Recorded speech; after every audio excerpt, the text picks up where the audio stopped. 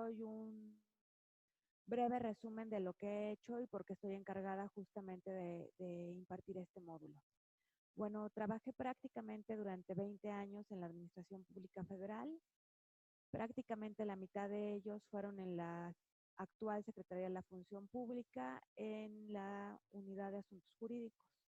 Estuve también un par de años en el gobierno del Distrito Federal en la Consejería Jurídica y de Servicios Legales. Año y medio en la Secretaría de Energía, llevando justamente procedimientos administrativos, no de responsabilidades, pero eran procedimientos administrativos en contra de particulares, concesionarios de instalaciones distribuidoras de gas LP, y también trabajé en Banobras en la dirección fiduciaria, administrando diversos fideicomisos, entre otros el de la construcción del Senado de la República. Actualmente me dedico a dar capacitaciones del Sistema Nacional Anticorrupción y trabajo en un despacho que se llama Castillo Government and Attorneys, que nos dedicamos principalmente a apoyar a la industria farmacéutica en la elaboración de política pública y la alineación de sus políticas de integridad al Sistema Nacional Anticorrupción. Bueno, con este brevario vamos a comenzar el día de hoy. La primera parte de nuestro tema es los principios que contiene el procedimiento administrativo de responsabilidades. Me gustaría saber de los que están presentes que me comenten en qué área del derecho se desempeñan y si tienen interacción directa o no con el Sistema Nacional Anticorrupción. No, no se escucha nada.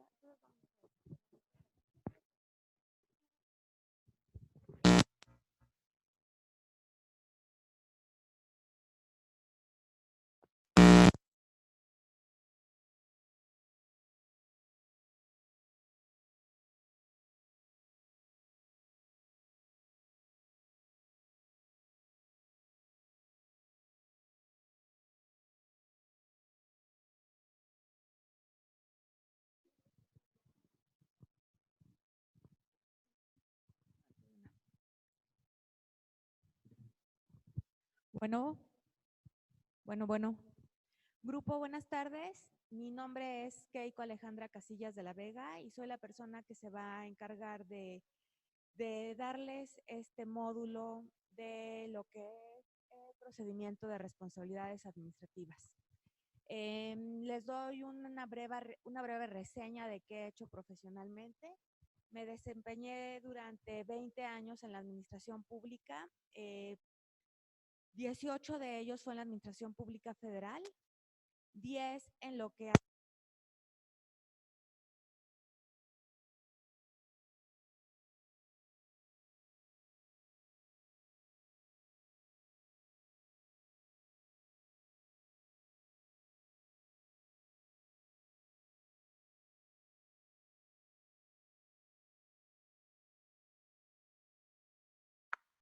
No te escucho.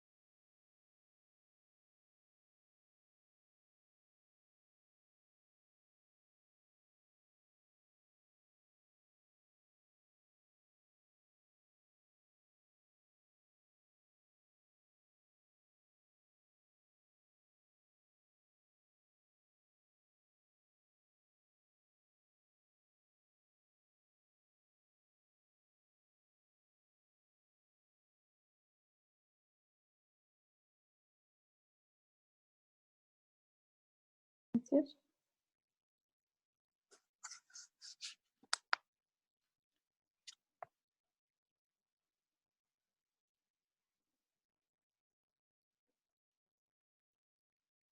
Bueno. Allá. Hola, grupo, buenas tardes.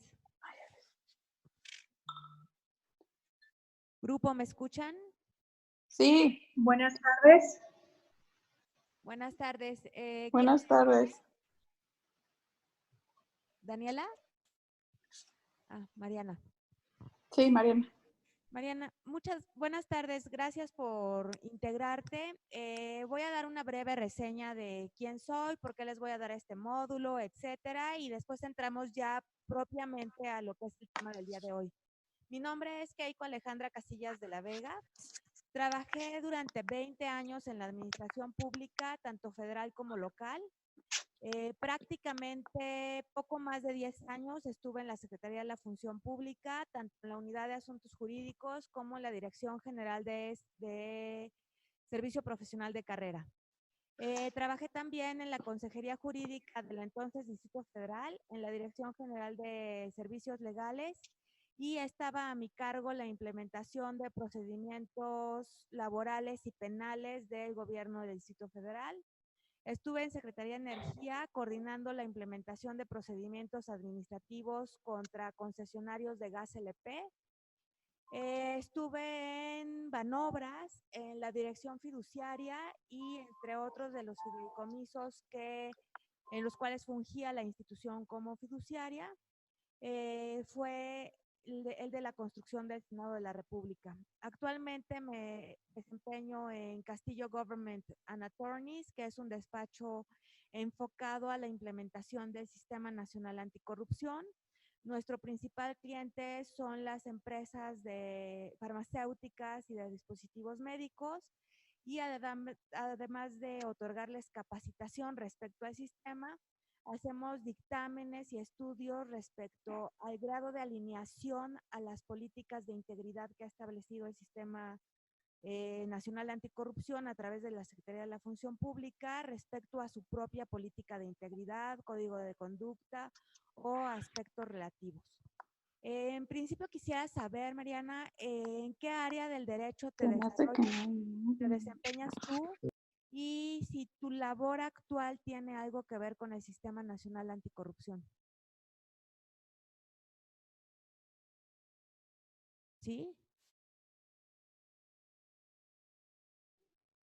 Mariana.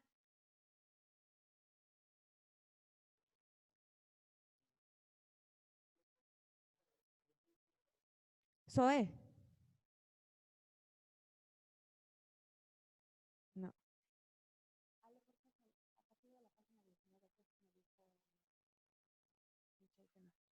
Bueno, me gustaría que me comentaran qué áreas del derecho son las que se están desempeñando actualmente y su grado de interacción con el Sistema Nacional Anticorrupción, para ver si además de los aspectos generales que traigo preparados, hay algún aspecto específico que tengan curiosidad que abordemos, o alguna duda o aspecto que les pueda servir para su ejercicio profesional en concreto.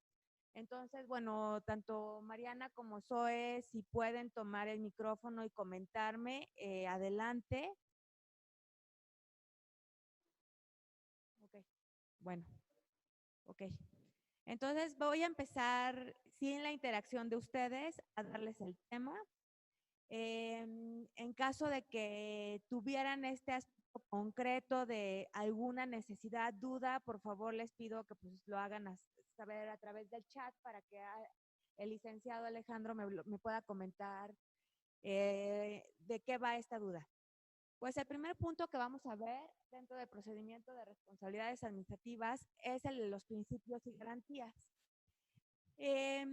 Como cualquier otra rama del derecho, la responsabilidad administrativa, tanto de servidores públicos como de particulares, tiene principios generales bajo los cuales se rige.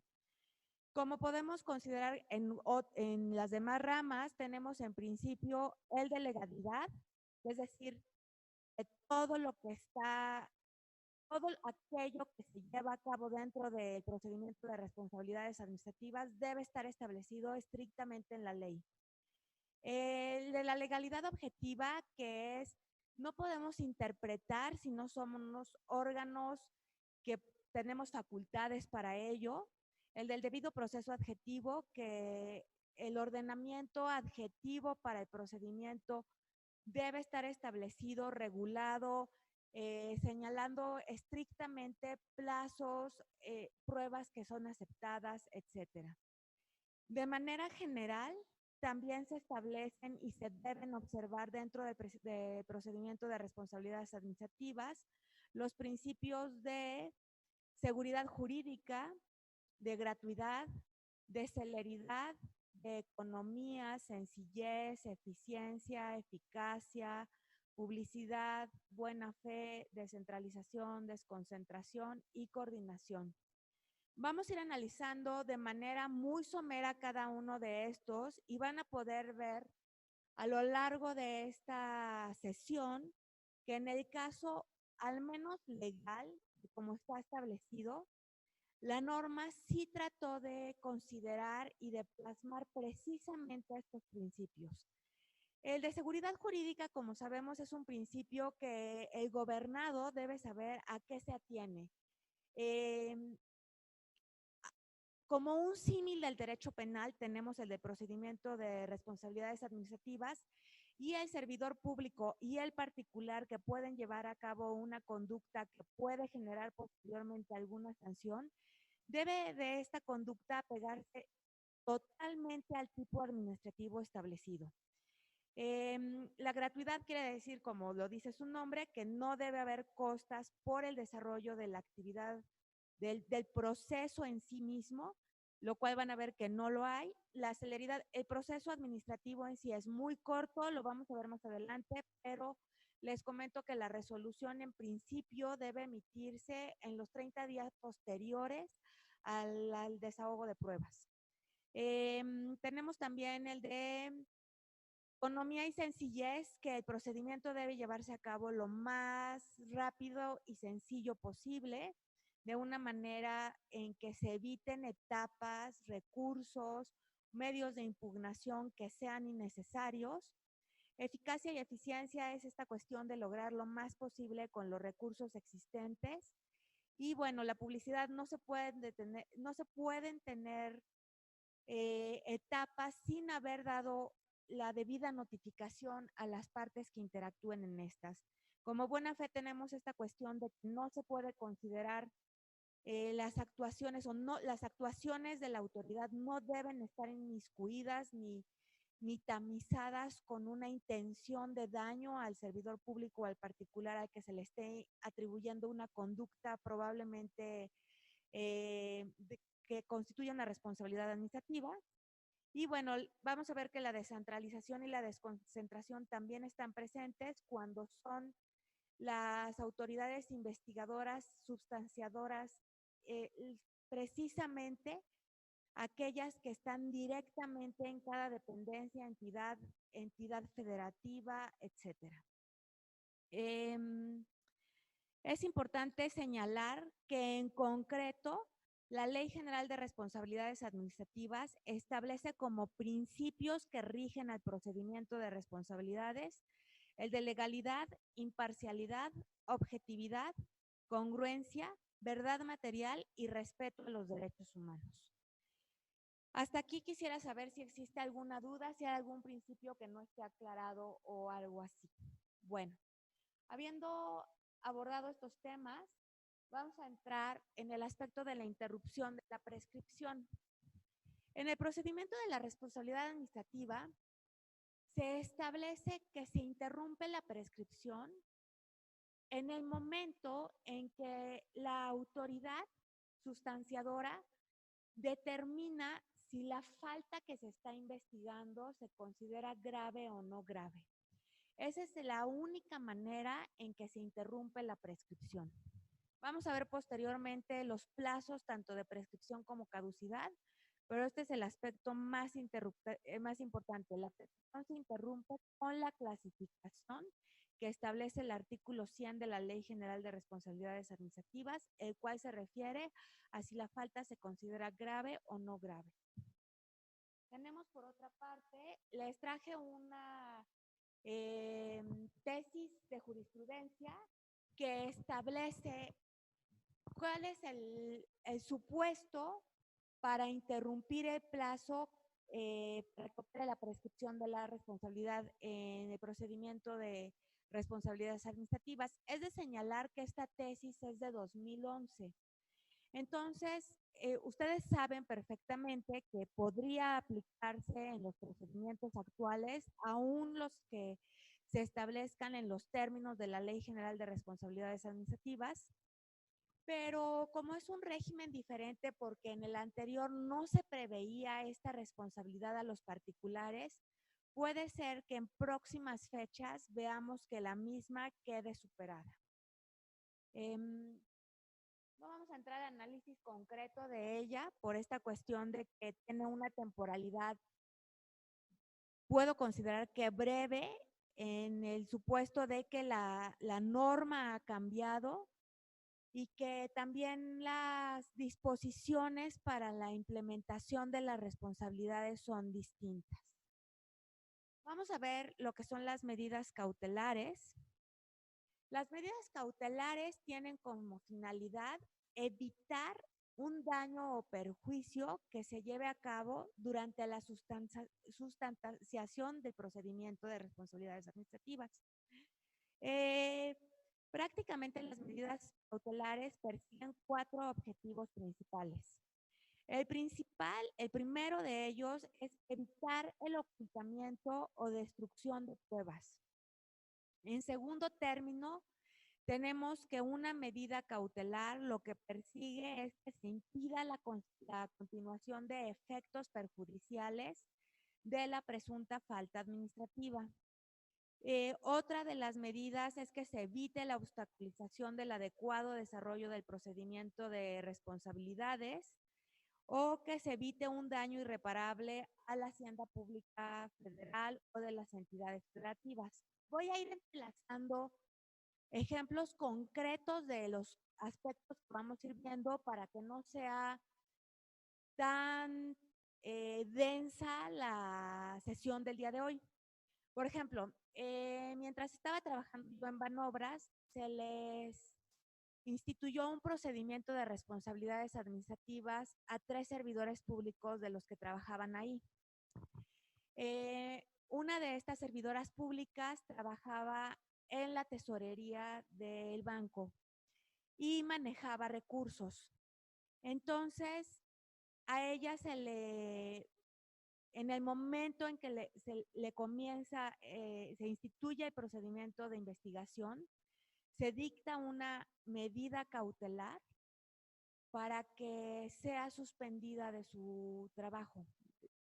Y esta medida lo que perseguía era, en principio, que no se volviera a repetir el probable daño al recurso federal. El supuesto que se investigó en ese momento era un caso que se consideró en un principio de la investigación que había sido una mala aplicación del recurso. Con la denuncia, como fue presentada la denuncia, aparentaba que tanto el área solicitante había emitido una instrucción en la cual se estaba haciendo la transmisión de recursos públicos federales etiquetados para un fin específico. En este caso no les puedo decir concretamente qué era, pero imaginen que era para la atención del Fondo Nacional de Desastres y que se había utilizado para cubrir unas becas en otro fideicomiso que se tenía. Durante la investigación se detectó que no era así, que había sido un error en cómo estaba redactado el oficio de la instrucción, porque se estaban como combinando 2 instrucciones diferentes. Pero la autoridad, a efecto de que no fuera a suceder de nuevo, en el momento en que comienza la investigación, suspende tanto a la persona que emitió el oficio como a la persona que estaba en tesorería y que ejerció el recurso público. En este caso, se estaba evitando que quien había emitido el oficio pudiera ocultar o destruir pruebas y quien había hecho la transferencia de recursos pudiera hacerlo en en otras ocasiones. Independientemente, es importante que le señale en este caso concreto, que independientemente de las actuaciones que tiene el servidor público concretamente, existen disposiciones, en concreto la Ley de Responsabilidad Civil del Estado, que establece que el Estado es también responsable solidario con el servidor público, porque es también responsabilidad del Estado, de la dependencia o entidad de que se trate, el establecer en concreto medidas que disminuyan este tipo de riesgo. En este caso que les comento, por ejemplo, en el banco había al menos 4 niveles dentro de la organización que tenían la posibilidad de echar para atrás la autorización. Los 4 niveles estuvieron involucrados en la investigación y bueno, al final, como les comentaba, se detectó que no había propiamente una responsabilidad, no por lo menos como estaba denunciada, sí hubo una sanción, una amonestación al expediente, pero no como una mal ejercicio de los recursos. Bueno, ¿cómo se establecen las medidas cautelares? En principio, pues tenemos que, para poder ser decretada una medida cautelar, pues cuáles son estas, les había comentado en el caso que les acabo de platicar, la suspensión temporal hasta en tanto se lleve a cabo la investigación. En el periodo de tiempo en que el servidor público se encuentre suspendido, no recibe la totalidad de sus ingresos, pero sí recibe una parte proporcional suficiente para que cubra sus necesidades básicas y de sus dependientes económicos. En lo general, la mayoría de los órganos internos de control, las autoridades investigadoras, lo que han hecho es establecer una regla de 3-1, es decir, que se le otorga al servidor público la tercera parte del total de sus emolumentos. En caso que se determine que el servidor público no es responsable, es responsabilidad de la dependencia o entidad a la cual se encuentra adscrito el hacerle el pago cuando se establezca la resolución, el pago de todos aquellos salarios que no fueron en su momento cubiertos en su totalidad. Como segunda medida cautelar, tenemos la exhibición de documentos originales para que no puedan ser sustraídos o destruidos. Tenemos también como medida cautelar el apercibimiento para que se presenten los presuntos responsables y testigos. Este apercibimiento puede ir con una multa que va de 100 a 150 unidades de medida de actualización. Actualmente ese monto va entre los 8,400 y los 12,600 pesos. Entonces, la autoridad tiene también esta facultad de que aún como testigos, conminarnos a través de la imposición de una multa para que acudamos a testificar respecto a los hechos que se están investigando. Se tiene también como otra medida cautelar el embargo precautorio de bienes y el aseguramiento o intervención precautoria de negociaciones. Me parece importante señalar este aspecto concreto de el aseguramiento de negociaciones, porque tenemos que tener en cuenta que bajo este nuevo régimen legal de la Ley General de Responsabilidades Administrativas, como ya lo vieron ustedes seguramente en sesiones previas y como se los comenté yo hace un rato, no se limita nada más a la responsabilidad del servidor público, sino hace también su contraparte con el particular. Y pues vamos a ver también en la próxima sesión ¿Cuáles son las sanciones a los particulares? Les adelanto que una de ellas precisamente es la suspensión de las actividades de la empresa.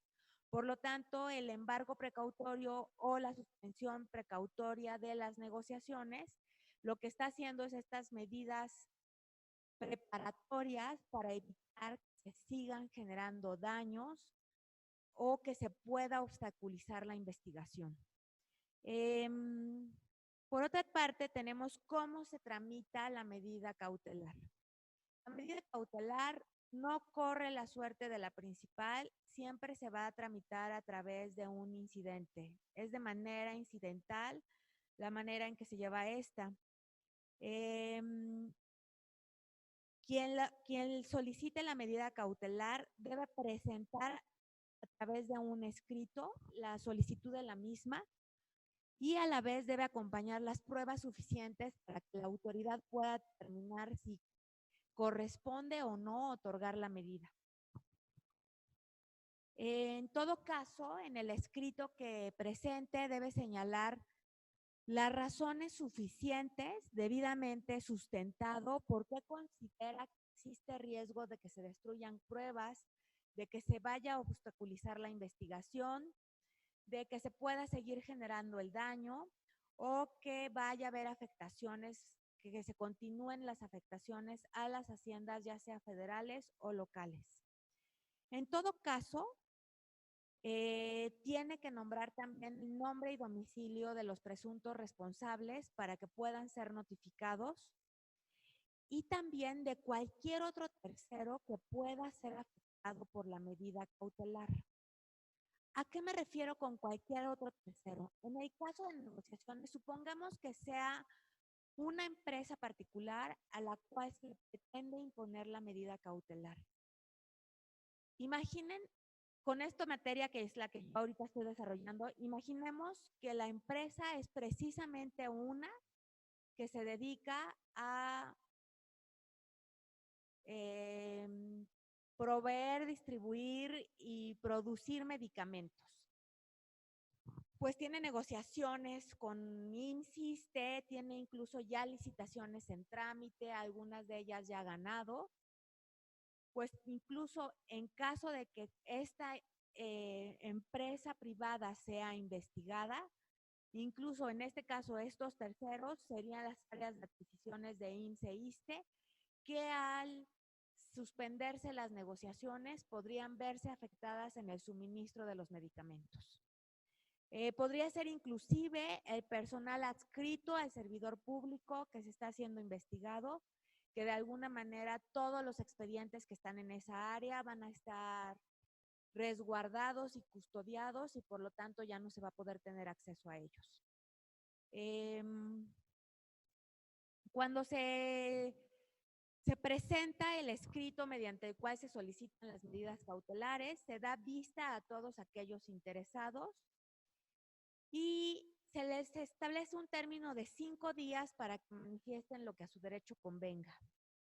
Si la autoridad que conoce el incidente considera que es necesario, en ese momento puede conceder provisionalmente la medida cautelar.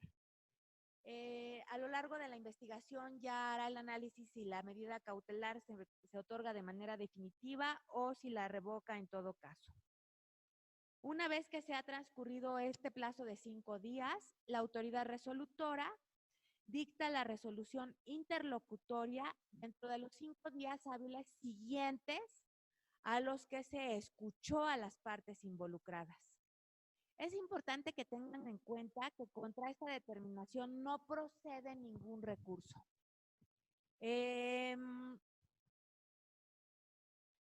Cuando la medida cautelar tiene como por objetivo impedir daños a la hacienda pública, ya sea la federal, de las entidades federativas, de los municipios, etcétera, estas medidas solamente pueden ser suspendidas cuando el servidor público contra el cual se está llevando a cabo el procedimiento de responsabilidades administrativas otorgue garantía suficiente para la reparación del daño y perjuicios ocasionados, es decir, para ambos conceptos. En cualquier momento del procedimiento que se considere que ya no hay razones que justifiquen la imposición de la medida cautelar, se puede solicitar su suspensión. Voy a levantarme un momento para hacerles el cambio de la pantalla a ustedes que están en línea. Vamos a entrar a ver lo que es la prueba testimonial. La prueba testimonial, en lo general, tiene las mismas disposiciones que la prueba testimonial en prácticamente cualquier otra área del derecho. Eso quiere decir que, bueno, entre otros aspectos de importancia, tenemos que la parte que la ofrece es la responsable de presentar al testigo, que solamente puede hacer el uso de la fuerza pública si es un testigo, lo que antes denominábamos un testigo rebelde, que no se quiere presentar. Tenemos también que si la persona tiene algún problema de salud o es un menor de edad, puede ser tomado su testimonio en su domicilio particular. Tenemos también que los representantes de elección popular, los ministros, jueces o magistrados del Poder Judicial Federal y de los poderes judiciales locales, los consejeros del Consejo de la Judicatura Federal, los servidores públicos que hayan sido nombrados con intervención de alguna de las cámaras, por ejemplo, en su momento, ahorita que acaban de nombrar al fiscal general de la República, sería uno de estos casos de excepción de lo que les voy a hablar. Los secretarios de despacho, es decir, los secretarios de dependencias, entidades locales y federales, jueces y magistrados de tribunales de justicia, pueden rendir su testimonio por oficio. Para ello es necesario que tanto las preguntas como repreguntas se realicen también por escrito y se le remitan al servidor público para que éste devuelva por escrito las respuestas a las preguntas que se han planteado en su prueba testimonial. El oferente de la prueba es el primero que tiene derecho a preguntar y la autoridad resolutoria determina en qué orden irán preguntando posteriormente las demás partes. En cualquier momento del desahogo de la prueba testimonial, puede la autoridad resolutoria preguntar y repreguntar para tener claro cómo está establecido el contexto y la situación concretos en que se llevó a cabo la conducta que se presume violatoria al régimen de responsabilidades administrativas de los servidores públicos. Es importante también que sepan que, bueno, esto es como en términos generales de la prueba testimonial. Les digo, los principios son prácticamente los mismos que en cualquier otra rama del derecho. Tenemos también dentro de esta sesión los incidentes. Habíamos visto hace unos momentos el primero de los incidentes que vamos a abordar, que es precisamente el correspondiente al de las medidas cautelares. Cualquier incidente que no tenga señalado una tramitación especial se debe promover por escrito de cada parte y la autoridad tiene 3 días para resolverlo. Por eso les decía que justamente el procedimiento de responsabilidades administrativas es uno de aquellos en los que de manera muy concreta podemos ver que sí se están tratando de resguardar los principios de celeridad, de economía, de eficiencia, de eficacia, de seguridad jurídica, etcétera, al menos en lo que es el ordenamiento legal. Hago la aclaración de al menos porque ustedes como litigantes, como postulantes, seguramente ya se han enfrentado a aquellas situaciones en lo que está en la ley a veces dista de suceder en la realidad. Y ahí tenemos que tener muy claro que es precisamente el factor humano que tiene esta posibilidad o irresponsabilidad de que no se acaten estrictamente las normas como han estado establecidas. Bueno, tenemos que, en principio, en el procedimiento de responsabilidades administrativas, establece el legislador un aspecto interesante, y el cual es que le otorga a la autoridad la posibilidad de desechar de plano cualquier prueba que sea otorgada por las partes si los puntos controvertidos solamente se refieren al derecho o en caso de que no tengan relación con los hechos controvertidos. De entrada, esta disposición normativa puede generar problemas porque no siempre los litigantes tienen la manera de vincular de un primer momento su prueba con los hechos que están estableciendo. Les voy a comentar otro caso que creo que les puede servir como para ir teniendo casos concretos, prácticos, que ejemplifiquen estas cuestiones. Cuando trabajaba en Secretaría de Energía, al director general del área en la que yo estaba, le instituyeron un procedimiento de responsabilidades porque en opinión de uno de los abogados defensores de los gaseros, este director general no había hecho una interpretación armónica de la Ley Federal de Procedimiento Administrativo. El órgano interno de control hizo una interpretación medio vaga del derecho, se concretó a leer, o más bien, a tratar de tipificar una fracción del artículo concreto.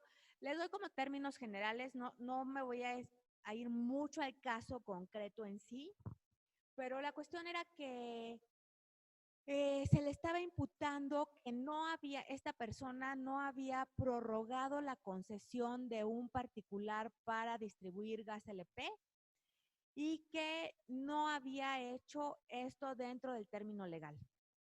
El servidor público argumentaba que sí lo había hecho dentro del término legal porque el artículo concreto que era aplicable daba la posibilidad de una prórroga cuando por la complejidad del asunto se tuviera que analizar mucha documentación o justamente el asunto fuera complejo. Y el órgano interno de control mencionaba que dicho párrafo concretamente de ese artículo de la Ley Federal de Procedimiento Administrativo no era aplicable en virtud que había una fracción específica que establecía el término legal para dictar la resolución correspondiente. Entonces, de entrada, el abogado de este servidor público lo que hizo fue presentar como las pruebas de qué tanta documentación tuvo que analizar este servidor público en su momento para poder dictaminar la prórroga o no. En un principio, el órgano interno de control también lo desechó y dijo que no estaba relacionado directamente con el asunto. Y posteriormente se vio que sí estaba relacionado porque el cliente del abogado que presentó la denuncia era justamente uno de los gaseros más importantes en toda la República Mexicana. Entonces, en el otorgamiento de esa ampliación de la concesión no era un caso exclusivo.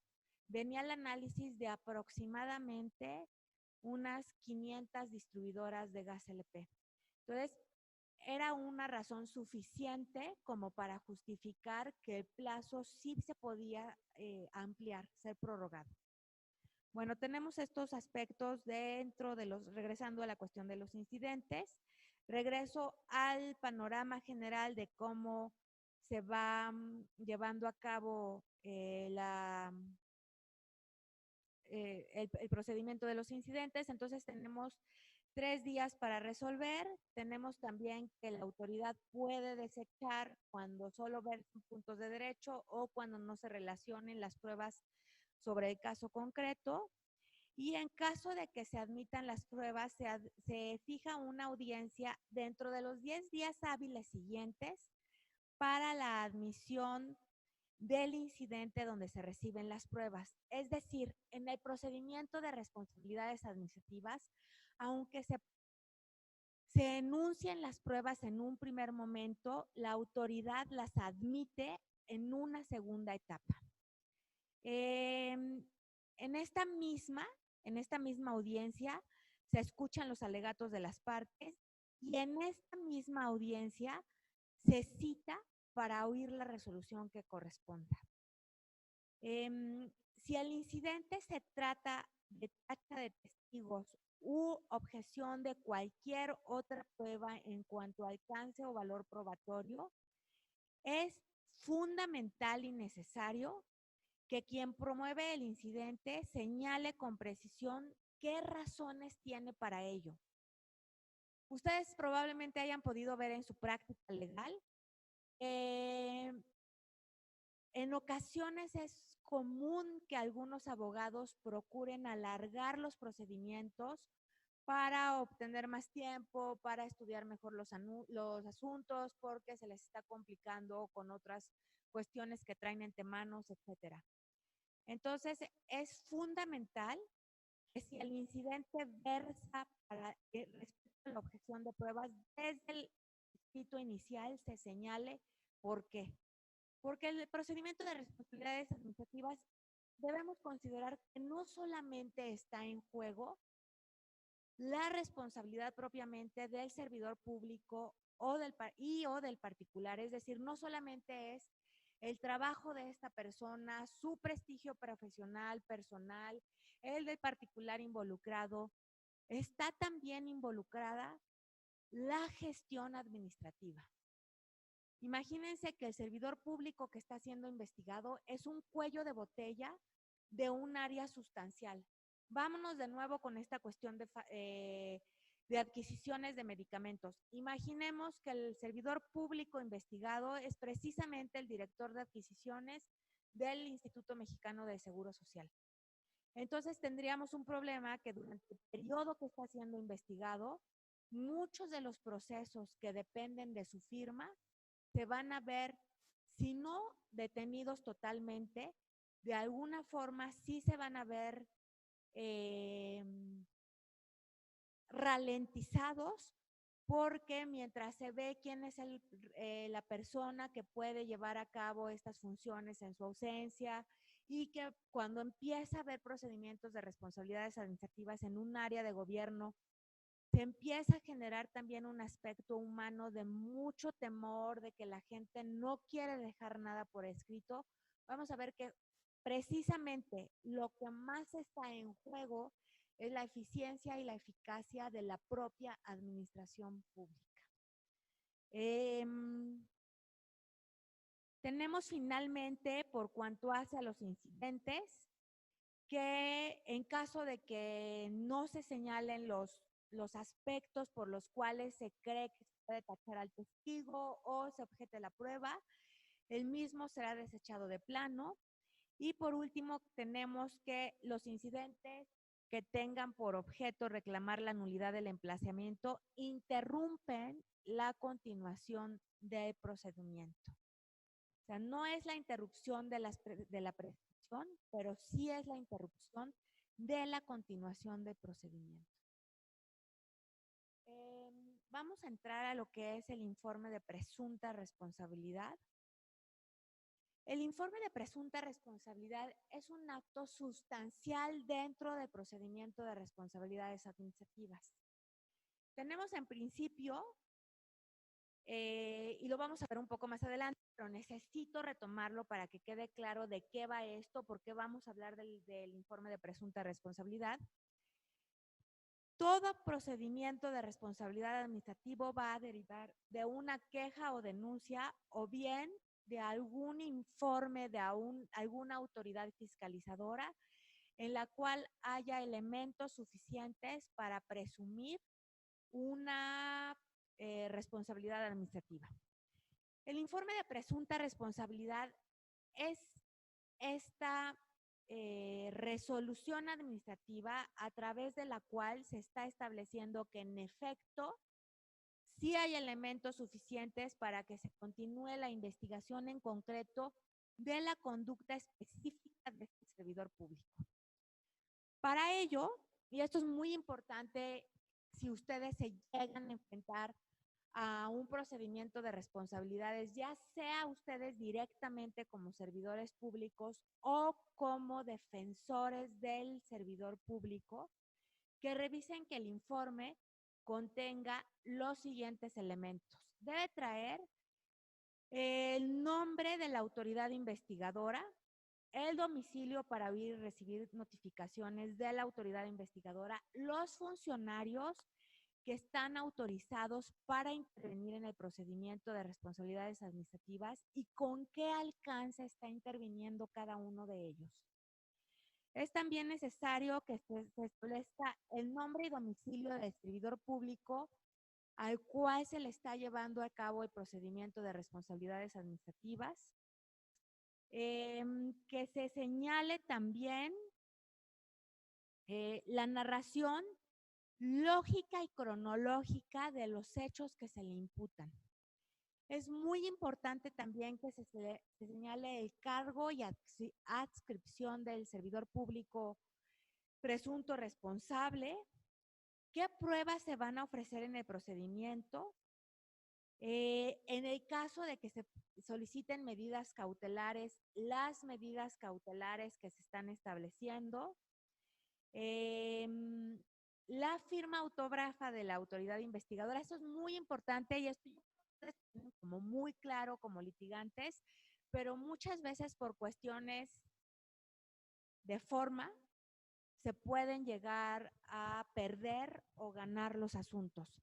Entonces, hay veces que la autoridad investigadora no tiene el suficiente cuidado de cubrir todos estos aspectos y pues si ustedes lo son, tengan mucho cuidado porque si no también implica una responsabilidad para ustedes y si están del otro lado, pues ya tienen ahí un tip de por dónde se pueden ir, de qué revisar para poder objetar el informe de presunta responsabilidad.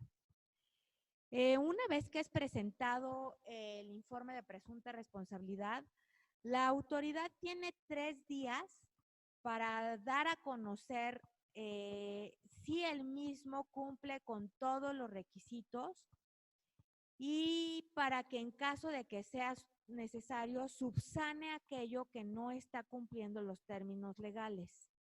De no ser así, de no ser subsanado, el informe de presunta responsabilidad se tiene por no presentado. Cabe hacer la aclaración que el tenerlo por no presentado no implica que el servidor público no sea responsable. Lo que implica es que en ese momento no se tuvieron los elementos documentales suficientes como para poder rendir el informe e iniciar concretamente, remitir a la autoridad sustanciadora, que es el tribunal en el caso de las faltas administrativas graves, el expediente para que ella investigue. O para, en el caso de las no graves, sea directamente el órgano interno de control que corresponda o el área de responsabilidades. Entonces, en este caso, no quedan, el servidor público no tiene una determinación de inocencia e inclusive, si todavía no ha prescrito el término legal para llevar a cabo la investigación de los hechos, la autoridad puede en cualquier momento volver a presentar el informe de presunta responsabilidad. Es importante también mencionarles a este respecto que uno de los aspectos que está innovando la Ley General de Responsabilidades Administrativas es, además de los principios que les mencioné hace un rato, de legalidad, de objetividad, etcétera, la Ley General de Responsabilidades Administrativas está estableciendo ahora que las prácticas internacionales también son un principio y una garantía de legalidad. Y por otra parte, considera también muy importante la integralidad de los datos, de las técnicas, tecnologías y métodos de investigación. De alguna manera un poco sutil, el legislador lo que está haciendo es tratar de dejar de lado técnicas amenazantes de investigación. Imagínense ustedes que son servidores públicos de un nivel medio, supongamos subdirector, director, que tienen todavía arriba de ustedes un director general y director general adjunto, un titular de unidad y tienen a su vez personal a su cargo. Supongamos que se comienza el procedimiento de responsabilidades en contra de su director general adjunto y que la investigación empieza por el personal a su cargo, los enlaces y jefes de departamento. Y dentro de la investigación, tal vez porque su personal no está contento, porque no le queda muy claro si lo que están haciendo ustedes están dentro de la ley o no, también la investigación los empieza a involucrar a ustedes como probables responsables. Muy probablemente, independientemente de lo que hayan hecho o no, van a empezar a sentir mucho miedo. Porque pues es su trabajo, se los mencioné hace rato, es su sustento, es su prestigio, es saberse involucradas, involucrados en un procedimiento que aunque sea corto, genera temor, genera desgaste emocional, etcétera. Entonces, desafortunadamente sabemos que en nuestro país es habitual que se empiecen a utilizar técnicas y métodos de investigación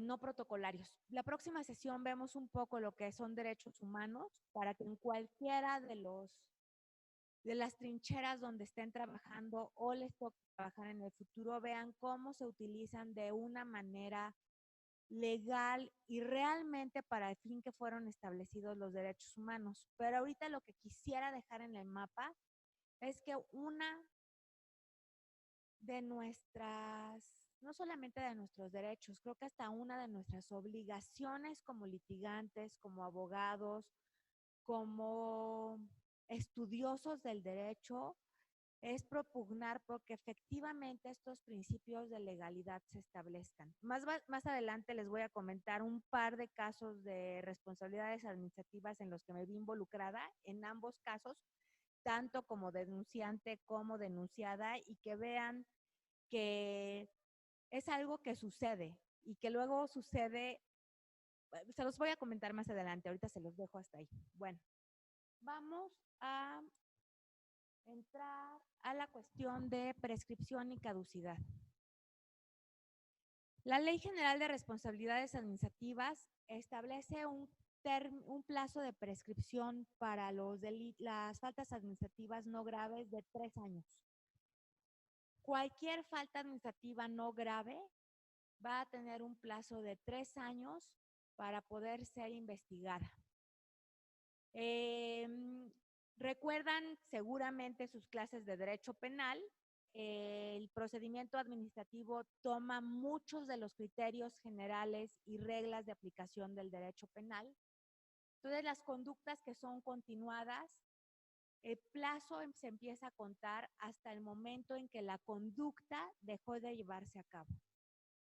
En caso de la omisión, se consideraría lo mismo, porque sigue siendo una omisión, sigue siendo una conducta continuada, tiene el símil a una conducta continuada.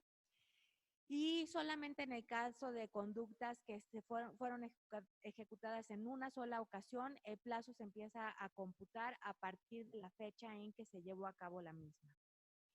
En el caso de las faltas administrativas graves, el plazo para su investigación es de 7 años. Podrán ver ustedes que una de las novedades de la Ley General de Responsabilidades Administrativas es precisamente que muchos de los plazos llegan a ser transeccionales. La finalidad al establecer precisamente plazos de 7 años es para que independientemente de quién esté en el poder político, haya una garantía, una certeza jurídica de que el proceso no va a estar pintado ni con venganzas personales ni políticas, ni con la protección de grupos de poder. Entonces estamos viendo que efectivamente la Ley General de Responsabilidades Administrativas, como les dije hace un rato, va estableciendo acciones concretas para que en efecto estos principios que vimos al comienzo de la clase se apliquen en una disposición, en esta ley en concreto. La caducidad en el procedimiento de responsabilidades administrativas solamente se puede dictaminar a petición de la parte involucrada, es decir, del servidor público que está siendo investigado, cuando durante 6 meses haya habido inactividad en el expediente. No se considera inactividad cuando se haya dictado el informe de presunta responsabilidad. Hasta aquí quisiera saber si tienen alguna duda, pues como no puedo escucharles, si pudieran mencionarla en el chat para saber si hay algo que quisieran aclarar, etcétera.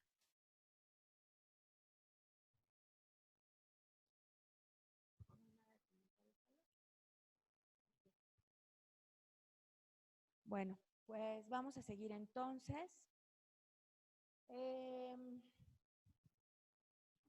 Las responsabilidades administrativas ante los órganos internos de control. Una de las novedades de la Ley General de Responsabilidades Administrativas es que anteriormente los órganos internos de control eran los que investigaban en todos los casos. Actualmente los órganos internos de control llevan a cabo el procedimiento de investigación solamente en las faltas administrativas consideradas como no graves. O sea, lo que de siempre han sido las responsabilidades administrativas por no presentar la declaración patrimonial, por no resguardar y custodiar el expediente, por no supervisar al personal a cargo, por no seguir instrucciones, por no tratar adecuadamente a los usuarios, al personal de otras áreas, a subordinados, jefes, etcétera. Y actualmente los tribunales, el Tribunal de Justicia Administrativa es el que, ya sea el federal o local, el que va a llevar a cabo la investigación de las faltas administrativas graves. Sí.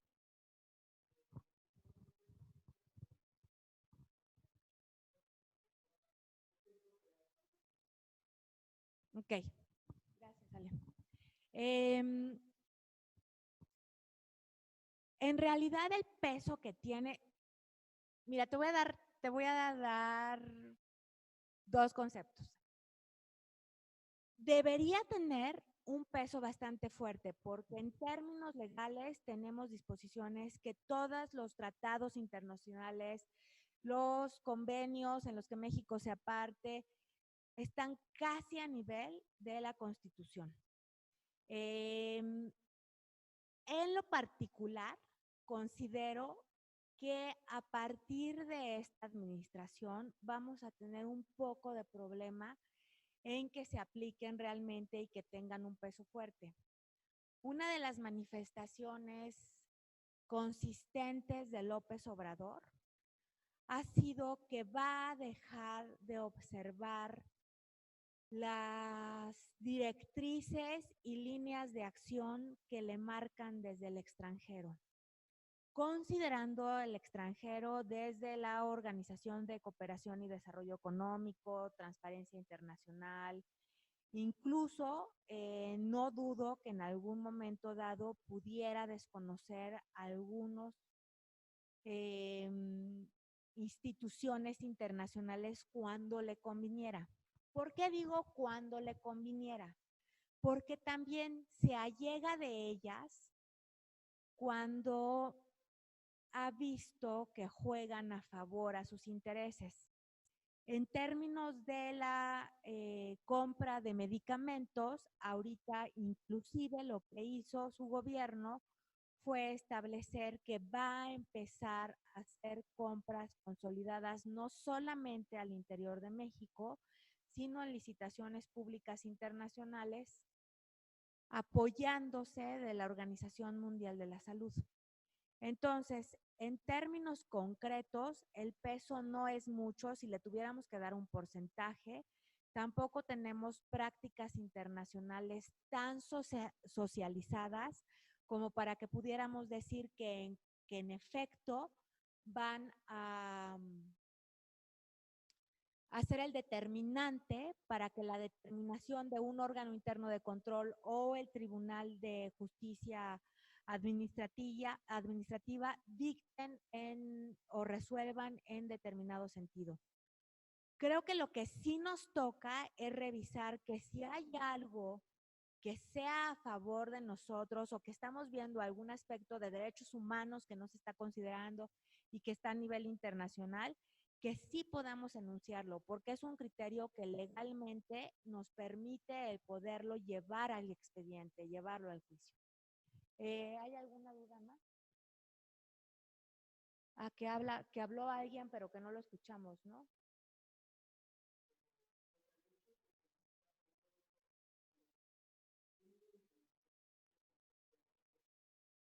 Ok. Pues bueno, quienes finalmente teníamos justamente, tienes los recursos, ya sea yo en lo particular, me iría directamente al juicio de nulidad. Yo en lo particular. Habría que ver el caso en concreto, habría que ver el depende, porque pues puede ser que no sea una nulidad absoluta, sino relativa, que no sea propiamente que no esté la firma, sino que haya, no sé, que el domicilio que tienen del particular no es el actual y entonces, aunque el particular, o bueno, el servidor público sí lo mencionó a su área de recursos humanos, entonces depende del caso concreto. Podrías también recurrir a algún recurso de revisión probablemente, no creo que el de revocación sea aplicable porque, bueno, serían otros aspectos. Sé que no te saco mucho de duda con el depende, pero es que realmente depende del caso concreto. No es una receta que cocina y tendríamos que ver cuál es el requisito de ley que no se está cumpliendo, cuál es la responsabilidad administrativa que se está tratando de configurar, inclusive, pues, qué es el papel que tú estás jugando. ¿Hay alguna duda más, Ale? Ok. Si no hubiera otra duda, vamos a entrar con la cuestión de cómo se lleva a cabo el procedimiento de responsabilidades ante los órganos internos de control.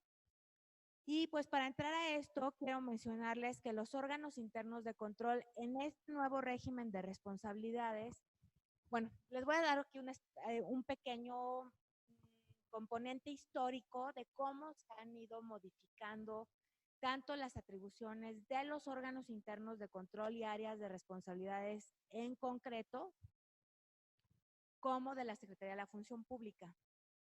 Y creo que es importante que tengan este antecedente histórico porque esto nos da mucha luz de cómo se han ido también, no solamente han ido y venido, se les han eliminado y regresado diversas atribuciones a los órganos internos de control, sino que apenas hasta este momento se están tratando de homologar atribuciones a través del Sistema Nacional Anticorrupción a nivel federal, local y municipal, que era justamente uno de los aspectos que más hacía falta para ir consolidando efectivamente este aspecto de sanción al servidor público.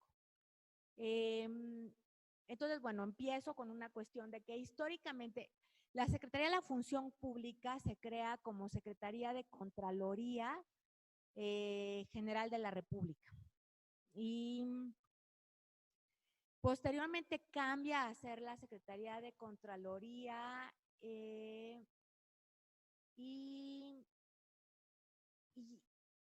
en un primer momento lo que hacía era como esta revisión, un poco lo que hace ahora Auditoría Superior de la Federación, revisaba un poco con la aplicación de recursos públicos. Pero se llegó a ver hace aproximadamente 20 años que estaba siendo juez y parte, porque lo que hacía era que revisaba a toro pasado cómo se habían aplicado ciertos proyectos públicos, porque no tenía atribuciones suficientes como para revisar todos.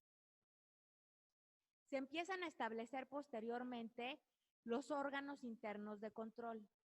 En un principio, los órganos internos de control fueron muy criticados porque dependían orgánica y estructuralmente de la misma dependencia o entidad que estaban investigando, y lo que se trató de resolver fue que quien les pagaba era la Secretaría que después fue de Función Pública. Entonces, estaban adscritos orgánicamente, tenían interacción diaria con las mismas personas que estaban investigando, en muchos de los casos estaban en las mismas instalaciones, impidiendo inclusive que los particulares que tenían un mal servicio del servidor público, que tenían una solicitud de, un cohecho o que eran testigos de peculado, etcétera, pudieran denunciar a nivel administrativo los hechos que estuvieran siendo testigos. Entonces se hace esta modificación y se les empieza a pagar a través de la Secretaría de la Función Pública. En un momento dado se ve que esto tampoco estaba funcionando porque jerárquica y estructuralmente estaban dependiendo de quien investigaban. Y en muchos de los casos eran inclusive designados por la misma persona a la que investigaban.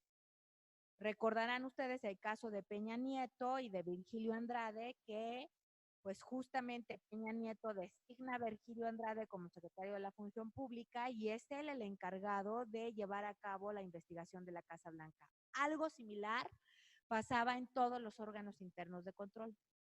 Entonces, la solución que se tiene es adscribir orgánica y estructuralmente a los titulares de los órganos internos de control y de las áreas de responsabilidades, etcétera, a la Secretaría de la Función Pública. De esa manera se intentó limitar la lealtad que podría tener el servidor público con la persona que en su caso lo hubiera designado.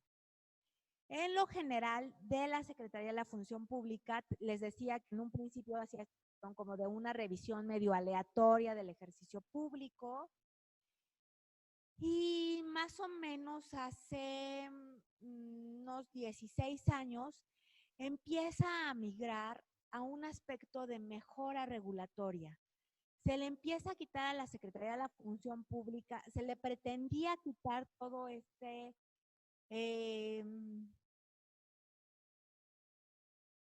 interpretación colectiva del resto de los servidores públicos, que era la castigadora, la perseguidora, etcétera, y se le da un fuerte componente de mejora regulatoria, de casi se le trata de dar un lado humano en el cual el órgano interno de control lo que empieza a hacer es a participar en muchos comités, en muchos órganos colegiados de las dependencias y entidades. De alguna manera, lo que se empieza a hacer en ese momento es volver a los órganos internos de control corresponsables de la actividad de la dependencia en la cual también investigan. Esto empezó a tener una complejidad también, porque llegó un momento en que, pues imagínense, el representante porque generalmente los órganos de internos de control son muy pequeños, en muchas ocasiones son entre 3 y 5, 6 personas las que trabajan en el órgano interno de control. Esto estoy hablando como para dependencias que tienen alrededor de 1,000, 2,000 personas a su cargo. En dependencias o entidades más grandes, insiste, sí, obviamente los órganos internos de control son mucho más grandes, pero en general son órganos pequeñitos. Es prácticamente el titular del órgano interno de control, los titulares de las áreas de responsabilidades, etcétera, y probablemente un ayudante para cada uno de estos directores o titulares de las áreas específicas. Entonces, llegamos a este punto en el que pues este sujeto que le toca investigar la responsabilidad administrativa de las personas se está sentando con ellos en los procedimientos para procedimientos del servicio profesional de carrera. Se está sentando con ellos en mesas de adquisiciones, de licitaciones. Y sí está siendo corresponsable en el papel, pero también se está generando un vínculo humano que complica que en el momento en que detecte una responsabilidad, efectivamente pueda llevar un procedimiento totalmente objetivo. Sé que como seres humanos, estando involucrados en el asunto, no podemos ser del todo objetivos, pero aún le restaba todavía más objetividad. Entonces, bueno, la Ley General de Responsabilidades Administrativas, les digo, migra de nuevo a esta cuestión de combate a la corrupción, de establecer un régimen más estructurado, con sanciones muy claras. Inclusive lo que hace es traspolar algunos delitos del orden penal. De hecho, prácticamente todos los delitos cometidos por servidores públicos los traspola al ámbito administrativo, porque también detecta que en términos penales es mucho más complicado poder ejercer acción penal que lo que puede hacer dentro del ámbito administrativo. En eso vamos a hablar posteriormente cuando veamos las faltas administrativas graves, pero en las no graves sigue quedando a cargo del órgano interno de control la investigación de las conductas. ¿Cómo se lleva a cabo el procedimiento de faltas administrativas no graves? Pues en principio la autoridad investigadora presenta a la substanciadora, o sea, al área del órgano interno de control, el informe de presunta responsabilidad. Lo debe de representar dentro de los 3 días siguientes. Una vez presentado, dentro de los 3 días siguientes, se debe pronunciar sobre su admisión. En caso de que no reúna todos los requisitos, la substanciadora lo regresa a la investigadora para que subsane las omisiones que advierta. Quiero hacerles aquí ahorita otro caso. Actualmente una de las autoridades investigadoras es la Auditoría Superior de la Federación. Retomo un poquito lo que les había dicho. Ahora la Auditoría Superior de la Federación, en términos de la Ley General de Responsabilidades Administrativas, cuenta con atribuciones para en tiempo real empezar a hacer las investigaciones del ejercicio de los recursos públicos. Y uno de los problemas que muchas de las autoridades substanciadoras están enfrentando es que cuando la Auditoría Superior de la Federación les remite el informe de presunta responsabilidad, no les menciona si lo que están remitiéndoles se considera falta administrativa grave o no grave. Y este vacío legal de que no queda muy claro si es la investigadora la que tiene que determinar si es grave o no grave, o es la substanciadora que a través del proceso de substanciación ya lo determine, etcétera, pues está generando fricciones entre ambas áreas en principio. Deja también en un aspecto de poca certeza jurídica al servidor público que no tiene claro si la investigación va como para tribunal o lo sigue llevando a cabo el órgano interno de control. Esto sucede más a nivel local. A nivel federal no pasa tanto porque a nivel federal las disposiciones que tiene la Ley General de Responsabilidades Administrativas ya tienen años que se estaban aplicando.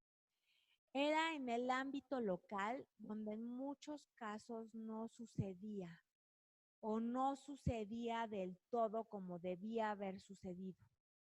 Entonces, bueno, regreso al procedimiento. En caso de que la substanciadora admite el informe de presunta responsabilidad, se ordena el emplazamiento al presunto responsable. Y este tiene que comparecer personalmente. Se establece un plazo para que se lleve a cabo la audiencia inicial. El mismo no debe ser menor a 10 ni mayor a 15 días hábiles una vez que se haya admitido el informe de presunta responsabilidad y se haya establecido el inicio de la investigación propiamente. Sí.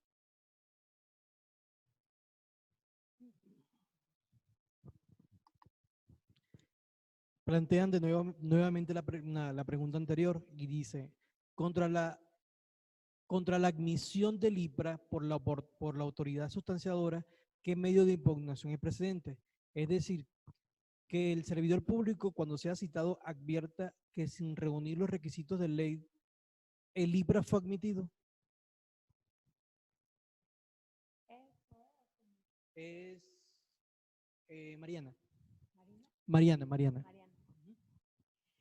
Mariana, mira, me da mucha pena no poderte dar la respuesta concreta, pero te digo, depende del caso concreto. O sea, tú, supongo como lo estás poniendo, que tu caso es el servidor público, él mismo va a llevar su procedimiento, es citado a la audiencia ya inicial y se da cuenta que el IPRA, pero ¿cuál es propiamente, qué es el requisito de ley que no está cubriendo? Es que es muy diferente que no esté debidamente fundado y motivado a que no tenga firma.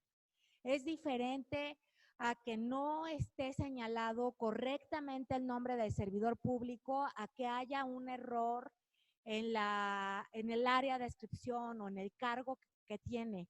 Entonces, por eso te digo depende, porque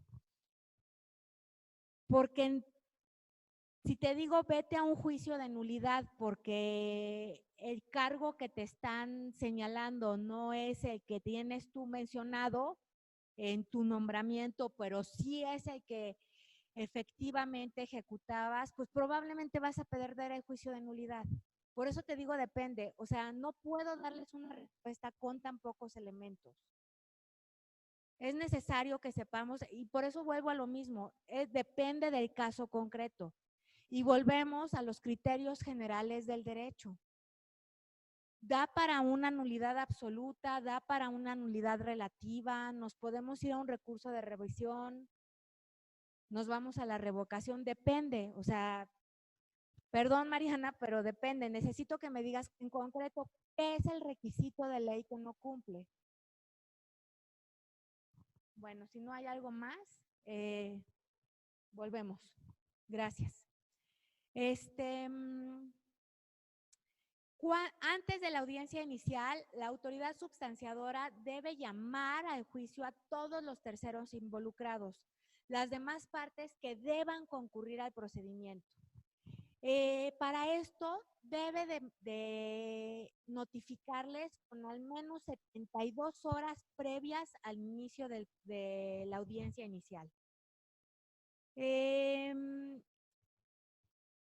El día de la audiencia inicial, el servidor público probable responsable puede presentar su declaración ya sea por escrito o de manera verbal y debe ofrecer las pruebas para su defensa.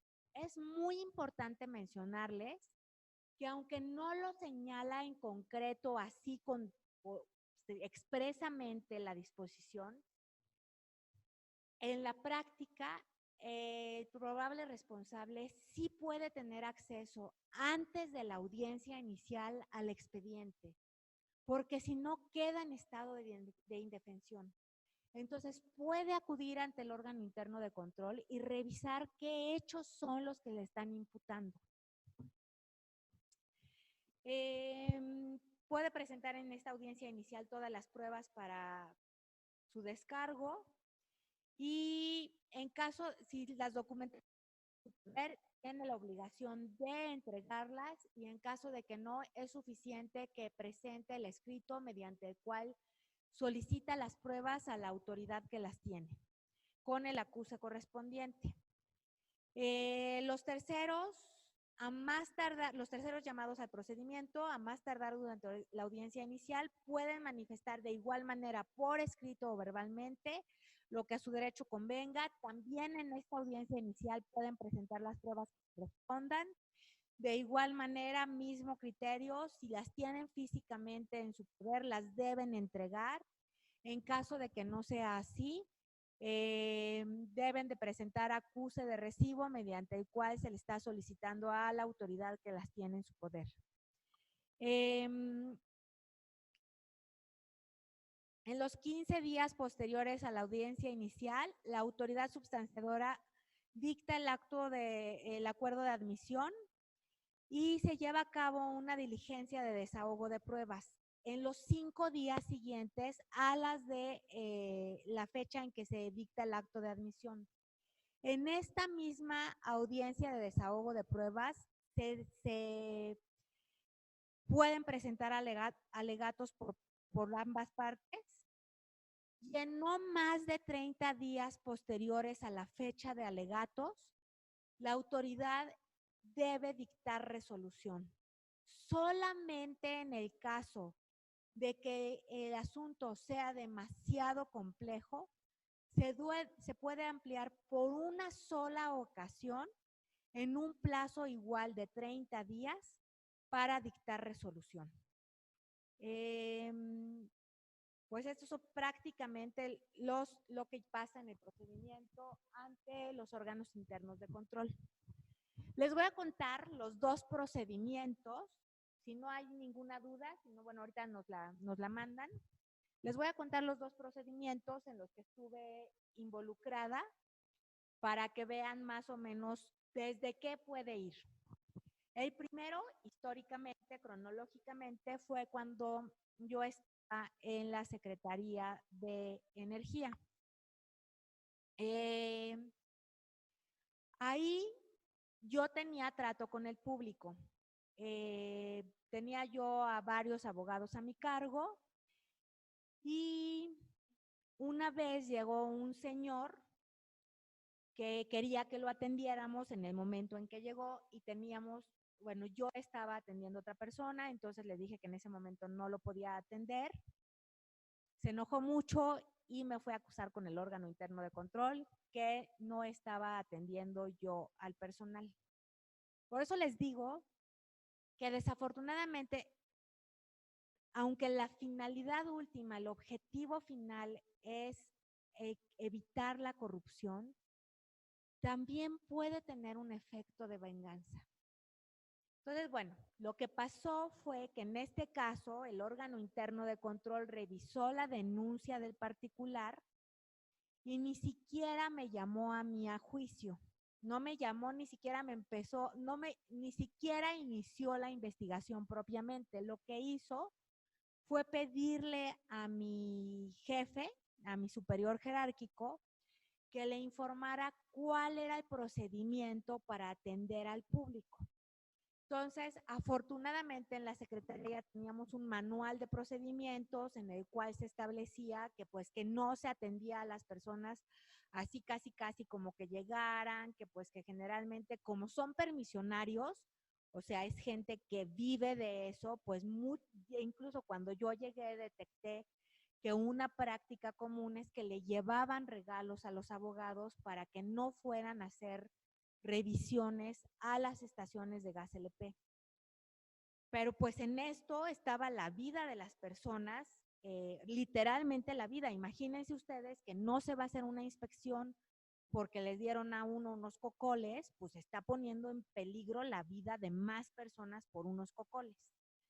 Y literal, o sea, no es un cuento, lo que les daban de regalos literalmente eran unos cocoles. Entonces, bueno, ya le presentó mi superior jerárquico el manual de procedimientos de cómo llevábamos a cabo la atención al público, que tratábamos de evitarla al mínimo para precisamente evitar la corrupción, que había un área específica que no era la legal, que sí podía tener trato con ellos, que porque era la que les daba los informes de qué requisitos tenían que cubrir para ser distribuidor, inspector, una unidad de vigilancia, etcétera. Con esto quedó subsanado y ya ni siquiera inició el procedimiento. Ahí mismo en energía me tocó denunciar la pérdida de un expediente. Teníamos en esa época, yo creo que eran como unos 15 abogados que cada uno tenía a su cargo los expedientes administrativos en los cuales se llevaban a cabo las inspecciones físicas a través de otra área de la Secretaría de Energía de las unidades de distribución de las distribuidoras de gas LP. A través de estos expedientes se les imponían multas a los particulares cuando no cumplían con las disposiciones de ley, cuando estaban más cerca de una unidad, de un inmueble particular, cuando no tenían los sellos específicos, cuando violaban alguna orden de suspensión, etcétera. Entonces nos pasó de que una abogada se fue de incapacidad por maternidad y ya no regresó. Y no regresó y se perdieron 2 expedientes que tenía ella a su cargo. Entonces, pues le hablamos y le dijimos, oye, ¿qué onda? ¿Qué pasó estos expedientes? Pues yo no los tengo, yo no me los llevé, pero pues no están aquí, pues tenemos todo el procedimiento que ya lo habíamos llevado, etcétera. Entonces, afortunadamente, llevábamos controles bastante estrictos de cuando llegaba la unidad, la otra área se la pasaba a la dirección y llevábamos un control a través de una secretaria, una carpeta de quién entregaba a quién, en qué fecha, quién era el abogado responsable, etcétera. Entonces, pues tuvimos que denunciar ante el órgano interno de control que se habían perdido estos expedientes. Se hizo toda la narración que pues la abogada los tenía bajo su cargo, a su resguardo, que se había ido de incapacidad, que ya no regresó de la incapacidad, que le había encargado sus expedientes a otra tercera persona mientras estaba en la incapacidad, pero que la tercera persona decía que no los tenía, etcétera. La mandaron citar, ella fue, revisó el expediente, vio que se le estaba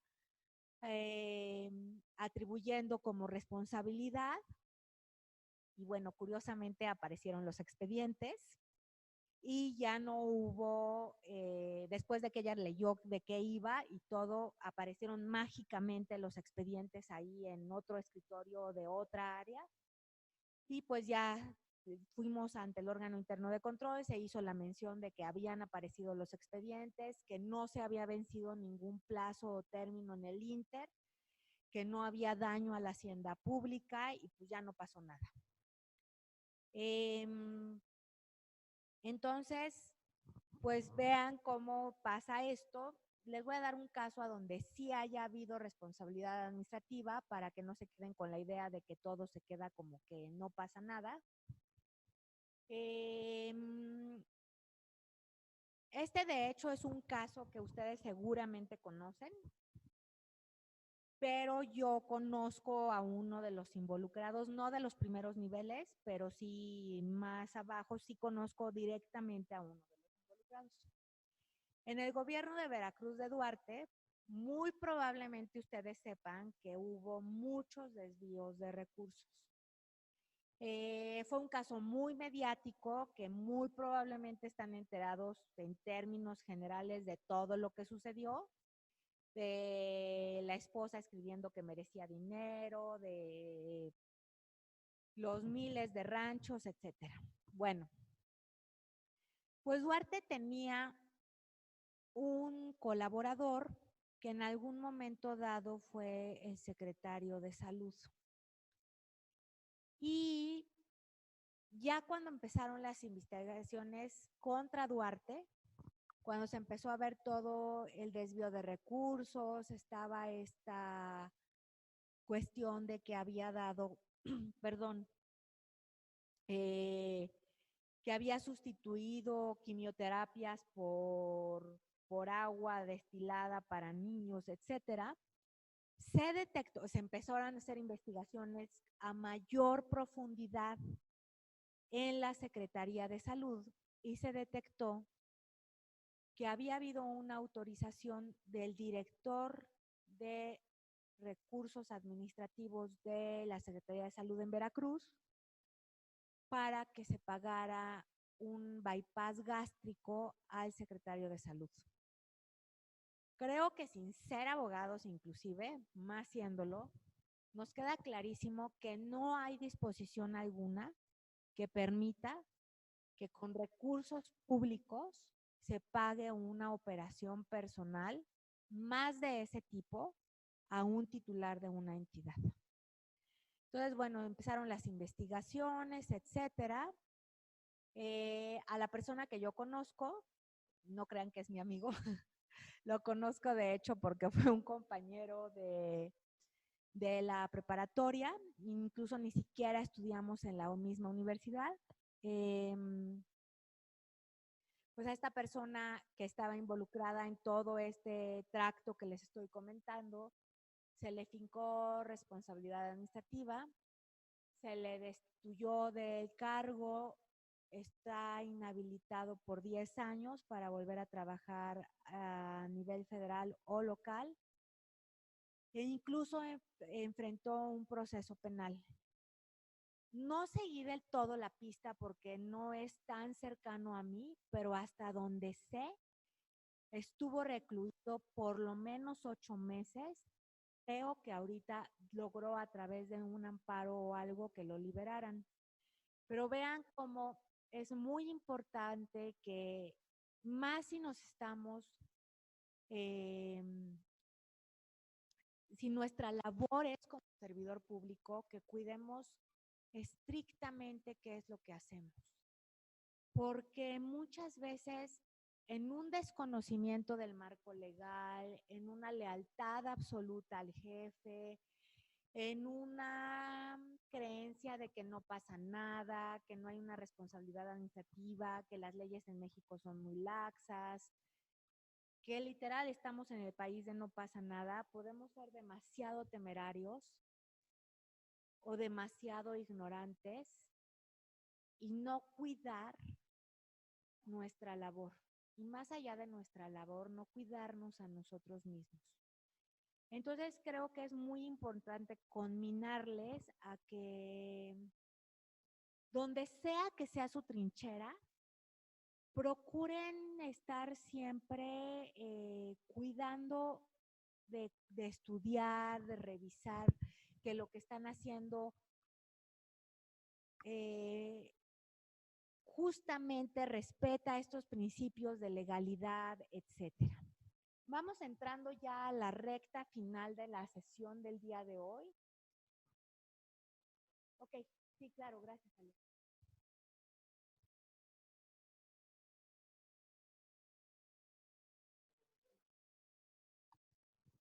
Dice, solo para contribuir, ya encontré que es el precedente. El recurso de reclamación contra contra la admisión del IPRA es el artículo 213 de la Ley General de Responsabilidad Administrativa. O sea, ella lo que nos hace es el comentario en qué artículo Exacto, es un está. aporte. Ah, ok. Ok. Ok, gracias. Muchas gracias. Veo que les interesa la cuestión de los artículos. No los quise atosigar con artículos. Si los quieren, les paso dónde está. La Ley General de Responsabilidades Administrativas es la que regula todo esto. Creo que la finalidad no es venirles pues a leer la ley, porque eso lo pueden hacer ustedes en su trabajo solos, etcétera. Creo que lo que más contribuya es que precisamente comentemos casos concretos que ustedes hayan enfrentado o que tengan duda, o esto que les estoy transmitiendo que a mí me ha tocado ver, para que vean de qué manera se aplica la ley en la realidad. Es importante mencionarles, paréntesis antes de entrar a nuestra recta final, que el Sistema Nacional Anticorrupción ha tenido muchos tropiezos para empezar a operar en forma. Durante años ustedes saben que no tuvimos un fiscal general de la República designado. Apenas este año fue designada la fiscal con mucha resistencia. Todavía resta que designe al fiscal anticorrupción y bueno, de ahí hacia abajo sus cuadros. Está teniendo un componente muy politizado por la cuestión de que se considera que la integración va a tener fuertes lealtades a los cuadros políticamente poderosos en este momento, que es lo que se criticaba con anterioridad. Y bueno, aparte de eso, los sistemas locales también tuvieron y han tenido ciertas dificultades en sus implementaciones totales. A la fecha, si bien la armonización legislativa es prácticamente total, hay todavía 2 estados, me parece que es Chiapas y creo que les traigo por ahí el dato, ahorita si quieren regresamos la presentación para verlo. Hay un par de estados que todavía no logran del todo la armonización legislativa y también tenemos estados que tampoco han logrado establecer del todo su sistema nacional anticorrupción. Uno de esos casos es la Ciudad de México. Entonces, toda esta dificultad de coordinación, de que se consideraba que la participación ciudadana iba a ser la diferencia y el parteaguas para que realmente fuera un sistema menos corrupto, más aplicable, etcétera, y cuando en la realidad el Comité de Participación Ciudadana tiene facultades de coordinación con la academia, con instituciones de la sociedad civil, cuando realmente no puede meterse a la operación, sino que el propio sistema está estableciendo estas bases generales, políticas, estrategias de coordinación, de planeación, pero no opera, pues podemos tener claro que nos vamos a tardar algún tiempo en que el sistema entre totalmente en operación y más aún que podamos ver los primeros resultados realmente anticorrupción. Es probable, esta es mi lectura personal, que en los próximos meses podamos ver algún caso importante como ejemplo que tome el actual gobierno para que se vea que sí se va a aplicar el Sistema Nacional Anticorrupción. Mi apuesta podría ser que viniera inclusive a los distribuidores de medicamentos, porque ha sido una de las posturas que López Obrador ha estado manejando desde su discurso como candidato, que el derecho a la salud va a ser uno de los ejes temáticos de su gobierno y ha detectado, no solamente lo ha señalado él, sino justamente como que su gabinete ampliado ha sido como insistente, sin señalar directamente quién, que hay políticos de las administraciones anteriores que se han beneficiado concentrando la distribución de medicamentos. Entonces, eh, es probable que veamos como algún caso ejemplar que en los próximos meses por lo menos empiece a hacer ruido en cuanto a la investigación. No estoy segura que lleguen a una sanción, pero probablemente a nivel investigación sí podamos ver algún caso muy eh, mediatizado. Bueno, vamos a ver qué resoluciones y medios de impugnación tenemos en el procedimiento de responsabilidades administrativas. Tenemos en principio, como en cualquier otra materia, pues que tenemos las resoluciones que, como sería la sentencia definitiva, tenemos las resoluciones interlocutorias, que tenemos estas resoluciones a los incidentes, y las impugnaciones, que es lo que estábamos viendo hace rato, como decías, Mariana. Tenemos, les había mencionado el juicio de nulidad, tenemos también los incidentes para la tacha de testigos, la objeción de pruebas, tenemos el recurso de revisión y el de revocación, dependiendo de qué etapa está todavía el procedimiento. Dentro de las resoluciones, la interlocutoria se tiene que dictar dentro de los 5 días hábiles siguientes a que se presenta la promoción, y contra esta determinación no procede ningún recurso. ¿Qué más tengo que comentarles de esto? Pues bueno, de lo que yo traigo es esto. No sé si tengan ustedes algo más, si quieran que les comente casos concretos, como para que vean esta cuestión un poco más aterrizada. Si quieran que veamos como que, no sé cuál es la necesidad del grupo. De hecho, mis clases habitualmente son como que mucho más con la interacción de ustedes. Ahorita creo que tuvimos bastantes problemas en podernos escuchar, etcétera, pero quiero saber si tienen alguna necesidad específica que quisieran que abordáramos.